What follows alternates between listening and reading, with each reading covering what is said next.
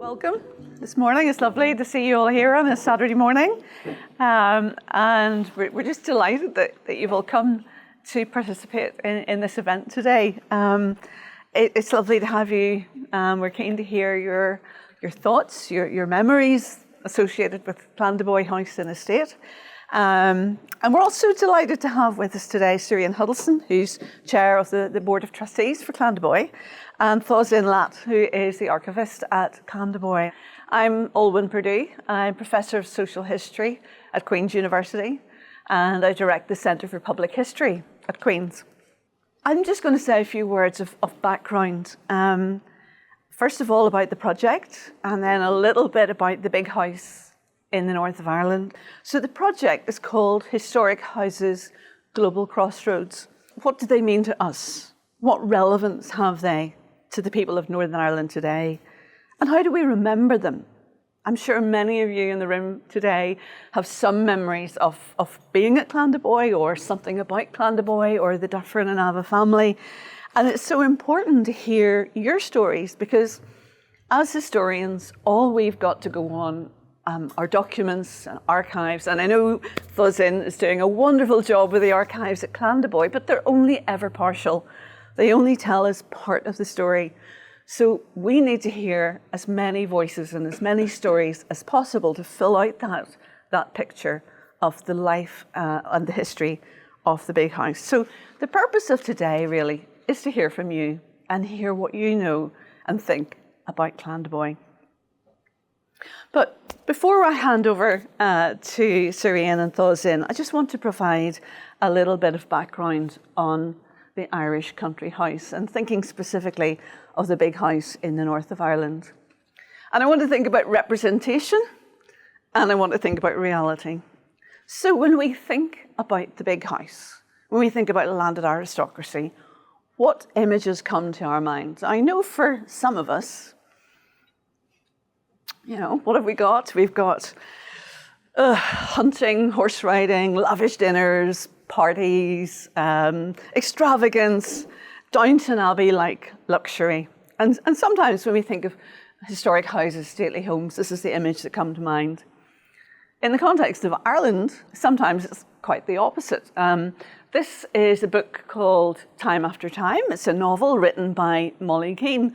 Molly Keane was the daughter of a big house. When she wrote about being from the big house in Ireland, she said all the Protestants were poor and had big houses. We entertained a lot, but we had poor food, bad wine, and no heat. Meanwhile, coming even closer to home here, right here in Bangor, Caroline Blackwood, of course, of the Dufferin and Ava family, was also a novelist. And she wrote in the 20th century about Dunmartin House, which is very, very loosely based on Clandeboye. But her novel writes of the house. She said, a grey and decaying palace fortress beleaguered by invasion of hostile native forces. The ceilings were whiskered with dangling pieces of string which directed the innumerable leaks into waiting vessels. The impeccably trained English footmen and butler took to wearing muddy Wellingtons at all times as they were forced to wade through puddles in the corridors. No one ever ventured into the freezing hall without an overcoat, and the kitchen was a pit of filth. Now, this was a novel. It's not reality, but there are different ways in which sometimes the Irish big house is represented. And other times, of course, because of the contested history of the big house in Ireland, we associate it with decline and even with violence, as many big houses were actually burnt in the early part of the 20th century. Who owned them? What were they? They were powerful families. They owned the land, and the land was then let out to tenant farmers who would pay a rent twice a year to the landlord. And it was this rent, really, that was the basis of the wealth of landed families, the rent that came from tenant farmers. In 1878, a man called John Bateman very helpfully wrote a book called The Great Landowners of Great Britain and Ireland, with 3,000 acres and upwards. And this has been very helpful for historians, as you can imagine. He modestly called it the Doomsday Book. In other words, this is Britain and Ireland at this moment in time, and forever it will be a reference point. It actually included families that owned 2,000 acres and more, so it's very, very helpful for us. And what we learned from that is that in Ulster, there were about 110 landed families with estates of 2,000 plus acres. That's a lot of land. And on that land, let out to lots and lots of tenant families who then paid rent. So they held the land, and from that land came their wealth. And here's just a few examples. I mean, the Marquess of Downshire, Hillsborough Castle, I'm sure you're familiar with, owned 84,000 acres in Ulster. The Duke of Abercorn at Barnescourt, County Tyrone, 70,000 acres. You get a sense of these great landlords and just how much land they owned in the 19th century. They also held a lot of political influence. So they were members of diplomacy, and as we know, the Marquess of Dufferin and Ava was the leading diplomat. They were members of Parliament. They dominated parliamentary elections. They were county lieutenants, deputy lieutenants, house sheriffs, magistrates, and poor law guardians. So they really dominated every aspect of people's lives. If you were poor, if you were destitute and you needed welfare, the landlords were the people who sat on the poor law boards that actually distributed welfare. So every aspect of life was dominated by the big house. But here we are. You can't not mention Lord Dufferin. Here he is in Belfast, his statue, Belfast City Hall, just an indication of how significant he was. You can see he had a lot of wealth. He had 18,000 acres because he actually sold off quite a lot early on. And he was also, as you will probably hear, a leading diplomat. He was Commissioner of Syria. He was Governor General of Canada. And of course, he was Viceroy of India. So we're talking about extremely wealthy and extremely powerful people. And they represented their wealth and their power in a very physical manner by the big houses that they built. So here we have Baronscourt in County Tyrone, mentioned earlier. Glenarm Castle, very different style. You can see the difference there architecturally, but still speaking of power, of wealth, of local significance, and also global influence. Mount Stewart, just down the road. And of course, finally, Clandeboye. And this photograph was taken several years ago when we had a wonderful reading party at Clandeboye and had the privilege of spending several days there with our students. But this power, this wealth, was not to last. And the end of the 19th century, early 20th century saw significant challenge to the big house in Ireland. Major economic downturns, severe winters, and the rise of tenant agitation led to tenants on estates across Ireland beginning to turn against their landlords, to demand reductions in rent. This in turn led to landlords not getting the rent they needed, spiralling further into debt. The government very much felt that agitation in Ireland was as a result of the system of landowning, so it introduced a series of acts of parliament that saw the breakup of landed estates across Ireland.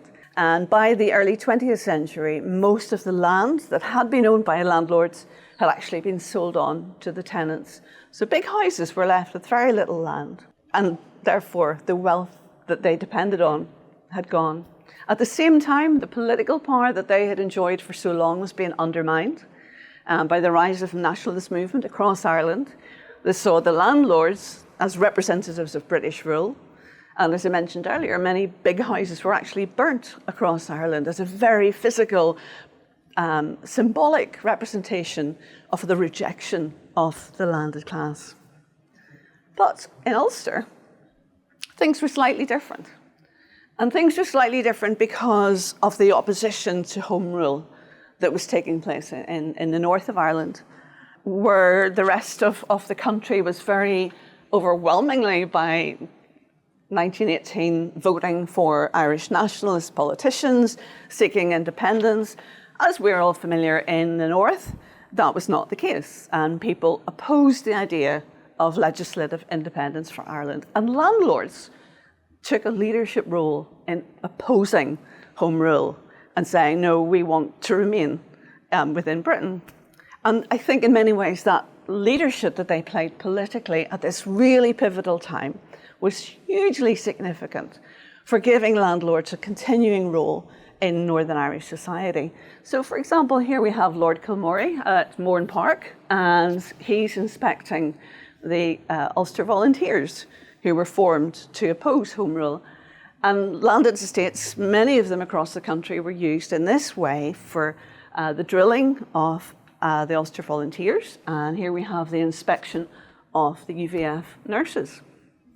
And of course, Clandeboye itself was used as a place for the drilling and training of Ulster Volunteers. And here's an amazing photograph of the Ulster Volunteer camp at Clandeboye.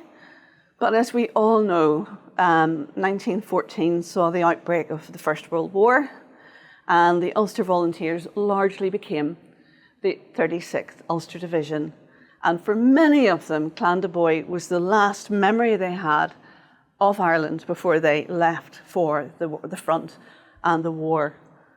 And the significance of Clandeboye, psychologically, symbolically, for those who fought in the war, can be seen by the fact that the Ulster Tower at Thiepval, that commemorates the loss at the Somme, was built as an exact replica of Helen's Tower just down the road.